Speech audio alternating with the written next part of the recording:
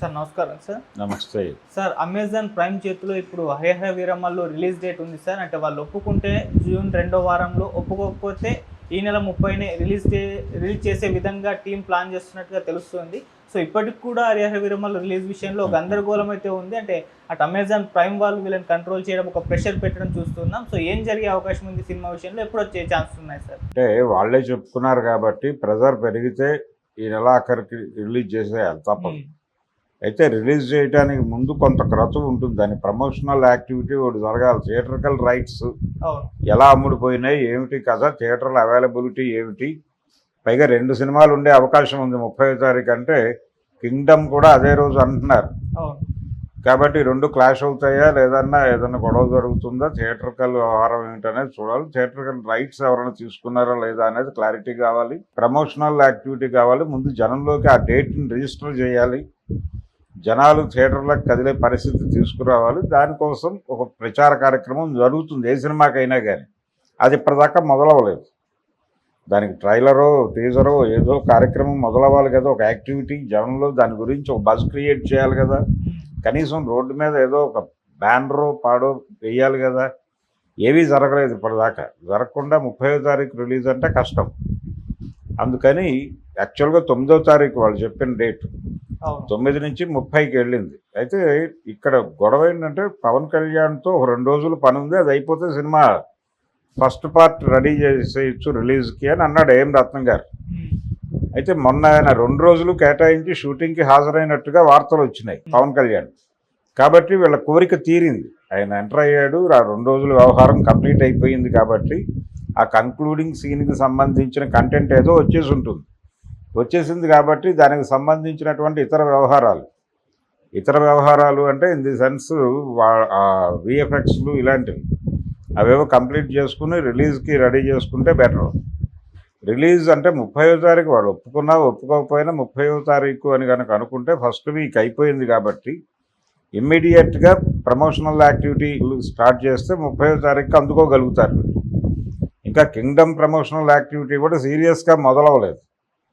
అందుకని వీళ్ళు మొదలు పెట్టచ్చు. 2 సినిమాలని బేర్ చేసేటువంటి కండిషన్ సమ్మర్కి ఉంటుంది. సమ్మర్ అంటేనే వెకేషన్ సీజన్ కాబట్టి డెఫినెట్గా 4-5 సినిమాలు అకామిడేట్ అయ్యేవి పాత రోజుల్లో. ఇప్పుడు ఎందుకు వీళ్ళు ఇంత ఆలోచిస్తున్నారు, ఇంత గందరగోళం అవుతున్నారో తెలియట్లేదు. అందుకని హ్యాపీగా 30వ తారీఖు రిలీజ్ చేసుకోవడమే బెటరు.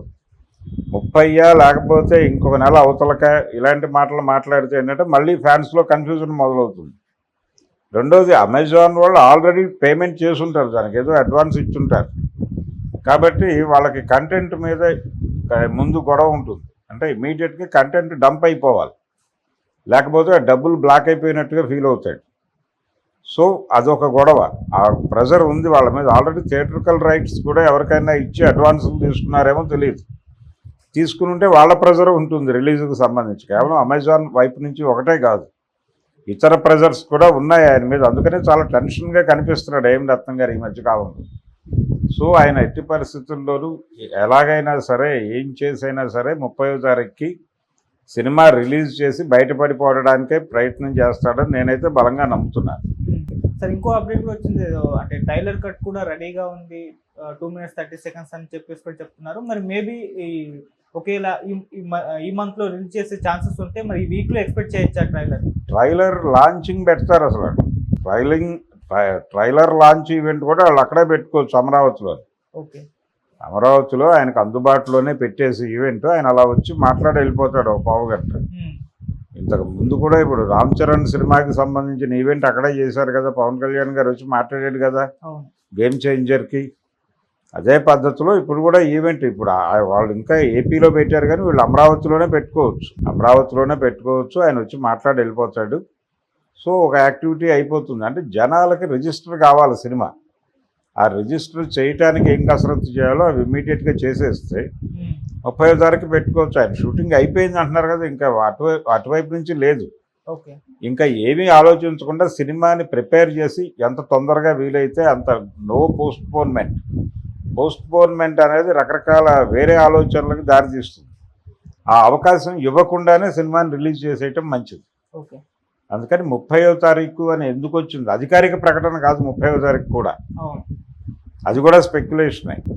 ఇప్పుడు వినిపిస్తున్న కొత్త డేట్ కూడా వాళ్ళు అధికారికంగా ప్రకటించింది కాదు. అందుకని ఎందుకు అనుకున్నారో ఎలా అనుకున్నారో జనంలో 30వ తారీఖు అనేది రిజిస్టర్ అయింది కాబట్టి ఆ 30వ తారీఖు వదిలేస్తే ఆ సినిమా చూడాలనుకున్న వాళ్ళందరూ వెళ్ళిపోతారు. ఓకే. మౌత్ పబ్లిసిటీ బాగుంటే అది హిట్ అవుతుంది, లేదంటే కనుక దీని రాత ఇంతే అనుకుని వదిలేయటమే. ఓకే. ఇంతకుముందు ప్రొడ్యూసర్ చేసింది ఏమిటో తెలుసుకుని చేసుకోవటమే, లేకపోతే దానికి ముందు భీమ్లా నాయక్ ప్రొడ్యూసర్ ఏం చేసుకున్నాడో అదే చేసుకోవాలి ఎవరైనా సరే. ఓకే. అందుకని రిలీజ్ దాన్ని హోల్డ్ చేయటం అనవసరం, హోల్డ్ చేయటం ఎట్టి పరిస్థితుల్లోనూ అనవసరం. మొన్న చేసినటువంటి సీన్ ప్రాపర్గా వచ్చినా రాకపోయినా మీరు ఎలాగూ ఫస్ట్ పార్ట్ అంటున్నారు కాబట్టి ఎక్కడో చోట కంక్లూడ్ చేసి సినిమాని మార్కెట్లోకి దింపేయటమే ఉత్తమమైనటువంటి పని.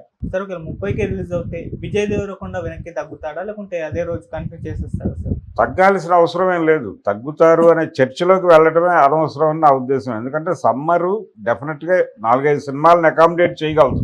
అందుకని విజయ్ దేవరకొండనే అకామిడేట్ చేస్తారు జనాలు. కాకపోతే మొదటి ప్రయారిటీ ఇది ఉంటుంది. సరే, ఇక్కడ కొంత దీనిలో కంటెంట్, ఈ హిందుత్వ కంటెంట్, ఔరంగజేబు విలను ఈ వ్యవహారం అంతా ఉంది కాబట్టి కొంత దీనికి పవన్ కళ్యాణ్ రీసెంట్ యాక్టివిటీసు దానికి కనెక్ట్ అయిన వాళ్ళందరూ వచ్చేస్తారు ఈ సినిమాకి. ఇది చూసి వాళ్ళు అటు వెళ్తారు. విజయ్ దేవరకొండ కోసం వెళ్ళేటువంటి జనాలు కూడా అది చూసి ఇటు వస్తారు. ఆడియన్ ఎక్స్చేంజ్ జరుగుతుంది రెండు వైపుల నుంచి. కాబట్టి ఆ ఎక్స్చేంజ్ అనేది ఇది 2 ప్రాజెక్టులకి ఉపయోగపడేది. రెండోది, జనాలు ఒక షో చూసి మళ్ళీ వదిలేసి మర్నాడు అదే షో చూసేటువంటి పరిస్థితి కూడా ఏమి ఉండదు. ఇప్పుడు వెకేషనే కాబట్టి ప్రధానమైనటువంటి సోర్సెస్ విద్యార్థులే కాబట్టి వాళ్ళు ఫ్రీగానే ఉంటారు. అది కూడా చూసేస్తారు ఒకే రోజున, కాబట్టి ఇబ్బంది ఉండదు. ఈ ఆడియన్ ఎక్స్చేంజ్ ప్రోగ్రామ్ జరుగుతుంది డెఫినెట్గా. 2 సినిమాలు సేఫే, దాన్ని దాచిపెట్టి మళ్ళీ ఎప్పుడో రిలీజ్ చేయక్కర్లేదు. ఓకే. ఒక డేట్ అనుకున్నారు కాబట్టి వదిలేయటమే బెటరు. నిజానికి అలాగే జరిగేవి పాత రోజుల్లో. మధ్యలో దిల్ రాజు గారు కుమ్మక్కు రిలీజులను కాన్సెప్ట్ తీసుకొచ్చాడు, సినిమాకి 15 రోజులు గ్యాప్ ఇద్దామని. ఇప్పుడు అక్కర్లేదు, అలాంటిది ఏం అక్కర్లేదు. అది ఫెయిల్యూర్ వెంచర్ అని కూడా అర్థమైపోయింది అందరికీ. సినిమా మీద సినిమా పోటీ ఉంటేనే నడుస్తుంది.